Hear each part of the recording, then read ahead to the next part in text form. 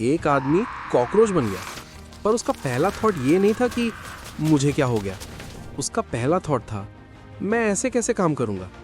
अपनी जॉब, अपना काम खुद से ज्यादा इंपॉर्टेंट।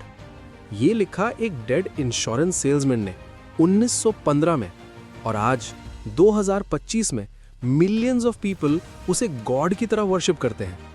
ये है काफका कल्ट, और चांसेस हैं तुम ऑलरेडी मेंबर हो।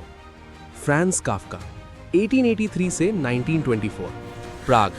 एक छोटा सा आदमी जो अपने बाप को कभी इंप्रेस नहीं कर पाया। उसका बाप self made businessman, strong, loud, dominating personality, और बेटा शाय, सॉफ्ट, बुक्स पढ़ने वाला इंट्रोवर्ट।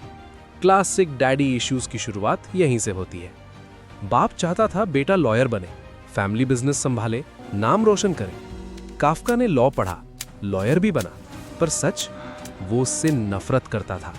दिन में 9 से 5 इंश्योरेंस की जॉब जिसे वो हेट करता था, और रात में अंधेरे में अकेले बैठकर स्टोरीज लिखता था, अपने दिमाग के डीमन से लड़ते हुए। फिर एक रात कुछ क्लिक हुआ। उसने एक ही रात में पूरी कहानी लिख दी। एक आदमी जो सुबह उठता है और पता चलता है कि वो एक कीड़े में बदल चुका है। द मेटामॉर्फोसिस, उसकी सबसे बड़ी मास्टरपीस।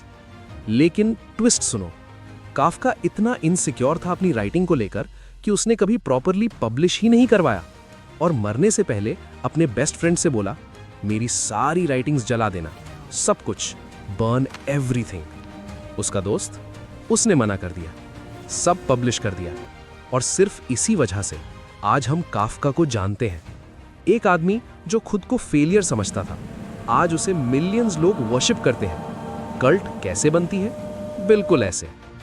अब बात करते हैं उस कहानी की जो काफका को इमॉर्टल बना गई, द मेटामॉर्फोसिस। प्लॉट सिंपल है। ग्रेगा सैम्सा, एक ट्रैवलिंग सेल्समैन, अपने फैमिली का सोल ब्रेड विनर। एक दिन वो उठता है और देखता है कि वो एक कीड़े में बदल चुका है। और यहां सबसे बड़ा ट्विस्ट क्या है? काफका कभी एक्सप्लेन ही नहीं करता क्यों। ना कोई मैजिक, ना कोई कर्स, ना कोई रीजन, बस हो गया, डील विद इट। और ग्रेगा का फर्स्ट रिएक्शन क्या है? अरे, मैं ऑफिस के लिए लेट हो रहा हूं। सोचो, तुम लिटरल बग हो और टेंशन ऑफिस की है। यही है काफका का जीनियस। फैमिली का रिएक्शन? मां पहले शॉक, फिर धीरे धीरे डिस्गस्ट। बाप गुस्सा, वायलेंस, एक एप्पल उस पर फेंकता है जो उसकी पीठ में घुस जाता है। बहन शुरू में केयर करती है, फिर बोलती है, हमें इससे हटा देना चाहिए। नोटिस करो, वो उसे ग्रेगर कहना बंद कर देते हैं। अब वो सिर्फ इट है। क्यों? क्योंकि अब वो कमा नहीं सकता। No job, no value, no identity. Gregor धीरे धीरे भूखा रहने लगता है, अपने कमरे में छुप जाता है, इनविजिबल बन जाता है, और एंड में क्या? वो अकेला मर जाता है अपने ही कमरे में। फैमिली का रिएक्शन? रिलीफ। वो वेकेशन पे जाते हैं, बहन खिलने लगती है, जिंदगी आगे बढ़ जाती है, जैसे वो कभी एग्जिस्ट ही नहीं करता था। ये कहानी कॉकरोच के बारे में नहीं है, ये कहानी है प्रोडक्टिविटी कल्चर के बारे में।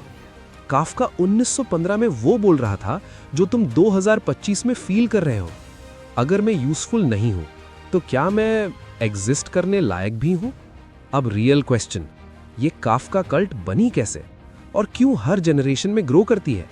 सिंपल, कल्ट्स हैप्पी लोगों के अराउंड नहीं बनती, कल्ट्स अनकंफर्टेबल ट्रूथ्स के अराउंड बनती है। ट्रूथ नंबर 1, फैमिली का प्यार अक्सर कंडीशनल होता है। तुम्हारी यूजफुलनेस हटा दो, इक्वेशन बदल जाती है। ट्रूथ नंबर 2, वर्क तुम्हें मीनिंग नहीं देता, वर्क तुमसे मीनिंग ले लेता है।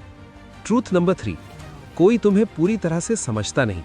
ग्रेगर अपनी आवाज खो देता है, पर सच बोलो, क्या उसकी आवाज पहले कभी सुनी गई थी?